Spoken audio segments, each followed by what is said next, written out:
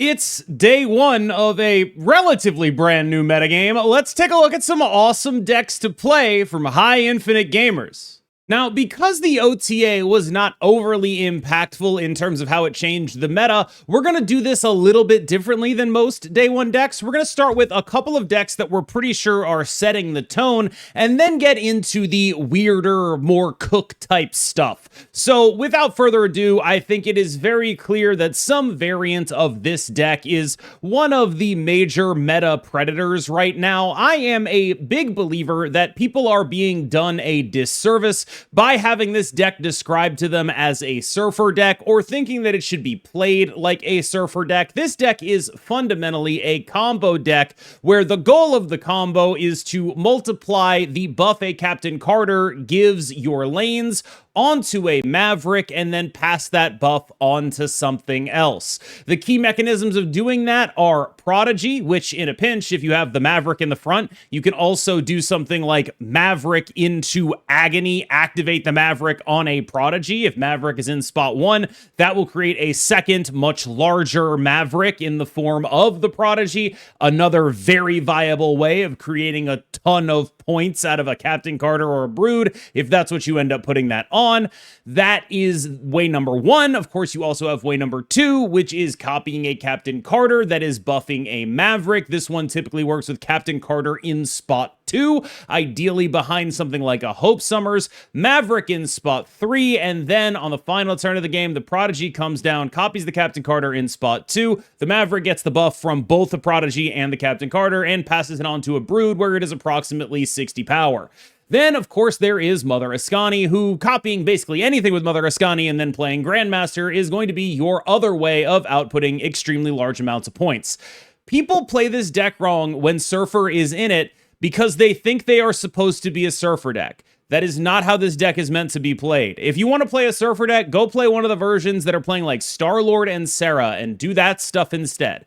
This is a deck that is about stacking buffs and giving it to the next person. That is the goal here, and you should be aware of that. If you don't want to play Horseman Wolverine, I think a great replacement for him could be Mr. Sinister or Juggernaut, as the case may be. This is the deck I played to break into the top 10 last night. I particularly enjoy it, but what I will say is I think this is another deck people are going to misevaluate. What I like about this deck pretty specifically is copying Sasquatches that have gotten Mother Askani'd. That's the thing I'm a big fan of. What I don't like so much about this deck is the V-Hand Gambit stuff. It's fine, but I was particularly enthused by my ability to do Sasquatch things. This deck is a deck that does much the same things as Lee Hand is doing in the context of being a V-Hand deck. When you want to go wide, you copy V-Hand. When you want to go tall, you copy the Sasquatch. And when you want to blow up your opponent's stuff, you copy the Gambit. But the way this deck works, it's just felt so much better to do the Sasquatch thing at basically any time I have access to it. At any point, I would rather be doing the copies of Sasquatch, which become 13, 15 power guys that I play for about 1 or 2 energy every game. That just is a much stronger thing that this deck has access to now that it previously did not. And in as much as I like this deck, the part of it I like are the 4 cards that allow me to copy the Sasquatch. It might be a world where I'm supposed to be doing this stuff in a bounce deck. That's the stuff that's been particularly compelling to me. But I think a lot of people, when they see this deck, will focus in on the Gambit. I'm not actually a big Gambit fan. Like, I think he's fine. He gives you some really overpowering matchups, and that's not a particularly fun dynamic to have. But I don't consider him a particularly reliable method of beating stuff, especially when you're looking at a deck that's like playing Broods out the way that the Threes deck tends to. You think he'd be good there? He's okay, and so you end up just much preferring to do the Sasquatch stuff in that matchup, because if you can flip the Captain Carter lane and then put a reasonable amount of power in the others, that's kind of your only actual out. And I think a lot of people playing this will be like, oh, I want to copy V-Hand, oh, I want to copy Gambit. You want to do that like a lot less than you think, I think. A lot of what this deck is doing is Sasquatch related. The last of the more known quantities here is a Daredevil ramp list. I've particularly enjoyed this because it gets to cover Daredevil's back in a way other Daredevil decks tend to be unable to do.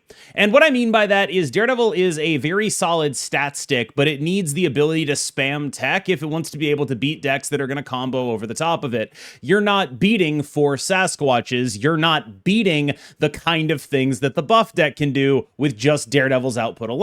So you need to be able to put a bunch of disruption down on the board and prevent that from ever happening in the first place. You don't have much for the Sasquatch gamers, but you can deal with a lot of the Captain Carter type stuff with the 5 drops that this deck has access to.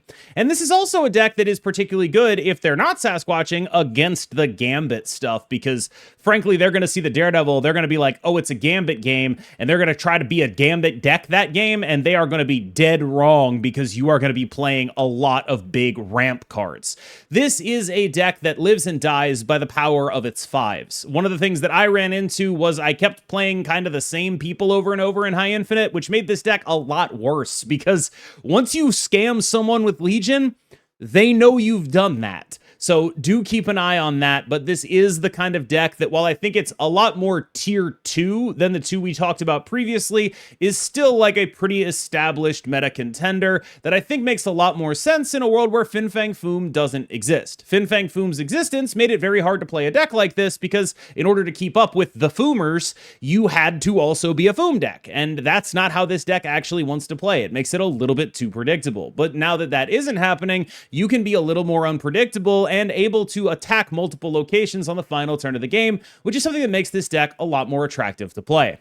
From Butt, a Techno-Organic Virus list that is a pretty classic good player points and tech list. The tech in question here, of course, is that we have access to Shadow King and Cosmo. Those are the things we're going to be doing with this deck. One of the things that's been pretty interesting to watch develop in High Infinite is whether or not Supergiant actually makes sense as the home for this. Previously, Supergiant made a ton of sense because Supergiant was naturally good against Star-Lord and naturally good against Sholau, and it allowed you to make a pretty minimal effort at being a tech deck, really just run Supergiant, Cosmo, Negasonic, and still be good into a lot of the major powerful things that we're seeing.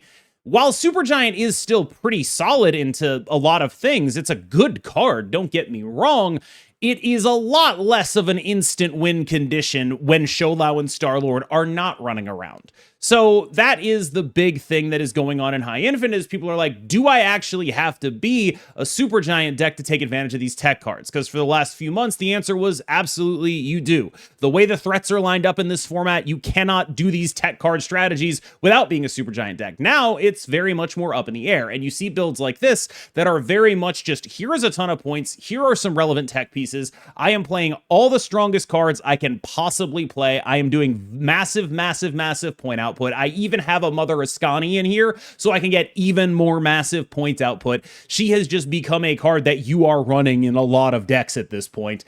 And this is the kind of deck that is able to take advantage of the fact that it has all of this access to power, and then it gets to choose how it wants the final turn to play out. This is a deck that's going to need good reads on what your opponents are attempting to accomplish and whether or not your tech cards line up into it, but I'm really impressed generally with the willingness people have to just be like, okay, the things that made Supergiant good, those are no longer here. Let's actually question if we have to be a Supergiant deck. From Jay Walla, an absolute monstrosity of a Zombie Galacti list. Zombie Galacti is a really interesting deck because it is probably going to beat most non-combo decks. Like, if you're playing Zombie Galacti against the deck we just saw, you're probably winning. Like, it's just a thing that will happen. And that's a pretty cool thing. I like that I have a lot of free matchups. But a lot of our matchups are also very not free, in the sense that if you run into the deck that is doing all the buff stuff and they combo off, they have a lane that's 40 and they have a lane that's 60, and that probably beats you most of the time, you are very good into anything trying to play fair and very bad into anything that is playing unfair in a meaningful way.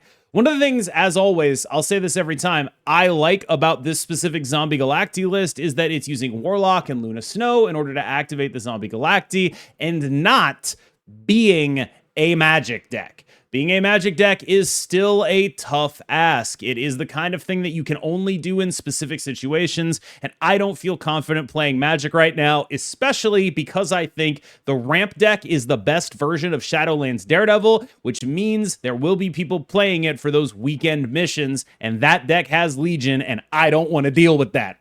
This is a deck that I think has some real legs, but the matchup spread is so ridiculous. Like, you genuinely do beat the crap out of anything playing fair as long as you can pull this off, but anything playing unfair, you almost have like a Hela-esque kind of thing going on, where it's like, that's probably the best comp here, where you're like, the smallest combo deck, but nothing really interacts with you, so it's fine. From KM Worst, I really think people should understand KM Worst as one of the foremost Dormammu players in the world. He's played so much Dormammu in so many ridiculous ways that it is the kind of thing where when he brings me a Dormammu deck, I didn't realize that I thought of him like this, but I do kind of wonder if he's become one of those, you know, he's my chief Dormammu correspondent, the same way Jay Wallace, like my chief Zombie Galacti correspondent. I didn't realize that had happened, but this is like the third time I've been like, let's see some decks you guys are playing, and you sent in the weirdest Dormammu deck of all time. This is one of those decks, and I really think that like there's some very cool stuff going on here. I assume, if I had to guess, that long term this will end up being slightly less powerful than the Dormammu Phantom X deck that he termed Ethical Hela. But I really am impressed with just the way in which it is trying to leverage multiple cards that people don't have a lot of respect for, those cards being Polaris and Marrow. The cheap, or not Polaris and Marrow, Polaris and Angel. Marrow is a card everyone should have respect for. That card's really good. But largely, this is a deck that is trying to do a lot of point output and do it in sort of sneaky ways. If you can get a null that costs 2 because you have Polaris and you are able to do things like Fastball Special, which pump that null to trigger the Polaris. You even have a Yellow Jacket, which helps trigger the Polaris, and is also an extra sacrifice for Dormammu. One of the things that I've noticed watching KM Worst play is there's a lot of willingness from him to go for the lane they don't expect to be the Dormammu lane, and a lot of being good at this deck is being willing to do that, right? Because a lot of the time, people are running something like a Cosmo, running something like they have a pretty reasonable expectation of like, okay, here's where the Dormammu is going. That's where their cards that have been afflicted are going. They're obviously Dormammuing there because those are the highest value things to get rid of for my Dormammu spell. It's not always going to be like that. Now, I do think that this list is probably the best list I've seen for Angel in a long time. And I also think that it is potentially pretty likely to me that it ends up being a lower output list than the Phantom X list, but I still find the way it uses the cards it has pretty compelling. There's some real point output here. From Husky Puppies, another attempt at the Moon Girl Mother Askani space. Instead of using the V-Hand supplementation, though, this is a bounce-ish supplementation going on here with Techno-Organic Virus. The idea here is just large amounts of very large hit monkeys are going to drop all over the board, and your opponent is going to feel very bad about it. If you want to play 4 hit monkeys on the final turn of the game, that is a thing this deck can facilitate. You're trying to output as much points as possible on the final turn of the game by cheating as much energy as possible on the final turn of the game, and in order to stop your opponents from doing that, you have your Mobius to prevent that from happening. Now, this is gonna fall into that category of like, okay, I get it, but what about the other Askani lists? And that is a real question. I think this is the kind of deck that gets really hosed by Gambit copying. This is the kind of deck that can't necessarily compete with the copying of Captain Carter Maverick type stuff. But it's close, and I think that it is demonstrative of the power of the shell that a lot of this kind of stuff is still viable, and it does feel like there's probably still room to explore in this general space. The output here is really, really big. There is a ton of green power showing up on this board. Another attempt at mixing up Mother Askani and Moon Girl comes from Cougar. This is, I think, pretty, if I had to guess, very similar to the sort of Lee hand construction we have with the Sasquatch deck. The output here can be larger depending on like where you actually hit. It's much more combo oriented. Like the Dakin stuff is going to be face up on the board. Your opponents are going to be able to know about it. They are going to have a fully realized understanding of what's going on here, unless you're able to like do the thing you're really trying to do, which is like get a Quinjet down, Mother Askani the Dakin, Moon Girl the Dakin, have a bullseye on the board, final turn, you play 4 Dakins, they just instantly die because you activate the bullseye after playing 4 Dakins. That kind of stuff is sort of like the dream. It's not a dream you're particularly likely to live, but it is a very powerful thing to have in your arsenal. The output here can be very large. There is, of course, also the I copy a million gambits line against other decks that are doing this kind of stuff. Both gambits are in this list. And generally speaking, it shows the depth of Askani Moon Girl type spaces, that this is probably the third deck we've talked about in that space doing a mostly totally different thing. If you're sick of all this crap and you just don't want all these people comboing all over your face, Gamer, my premier Supergiant correspondent, has a Supergiant list that makes a ton of sense. This is a list that has a bunch of just BS checkers in it. If you are running into Magic decks, we have a Scarlet Witch. If you're running into decks that are playing one big card on the final turn of the game, we got a Negasonic. If you're running into things that are comboing off, we got a Cosmo. If you're running into things that are comboing off with green power, we got a Shadow King. All of those things operate at our discretion because with Wilson Fisk in the deck, we are able to take priority extremely potently. This is a list that does prio very, very, very efficiently. And so you're just effectively going to be able to determine the timing of all the effects that go off, whether or not your opponent's effects go off, and whether or not your opponent even has cards on the board, courtesy of Negasonic. This is a deck that is looking to control the entire game. You want to be able to use the priority you gained into a Supergiant, and the reads you have to make are important. You're going to have to know what your opponent is doing if you want to properly deploy what's going on in this deck. You need to be able to understand your opponent's game plan if you want to be able to counter it, and that makes this deck very skill intensive. Last up, another entry in the list of are we sure we need Supergiant to be a tech deck, or can we just play Shadow King and call it a day? This one comes from Zombies Go Nom Nom. I think there are some really interesting questions being asked here. Like, first of all, there's some very cool stuff that happens between King Atri and Shadowlands Daredevil and Malekith. You have this ability to like thin your deck out again so you get more efficient access to your tech. Shadow King can cancel out the downside of an anti-venom. Luke Cage, of course, also cancels out the downside of an anti-venom and the downside of a Mysterio. This deck has spiritually a lot in common with the Aurora deck that is doing the same Luke Cage Mysterio kind of space with an anti-venom. It's just saying that I think that it's probably bad to be the Aurora deck in a world where turn 6 Shadow King is such a powerful thing to do. I think that's sort of the fundamental realization here, which is a reasonable realization to have, right? Like, we don't want to be playing one big guy on the final turn of the game. What we want to be doing is getting rid of all those extra points that they put on that captain card, so we don't get completely obliterated by a brood that has 60 power. Or, you know, if we don't have priority, getting rid of the points on that brood will do nicely too.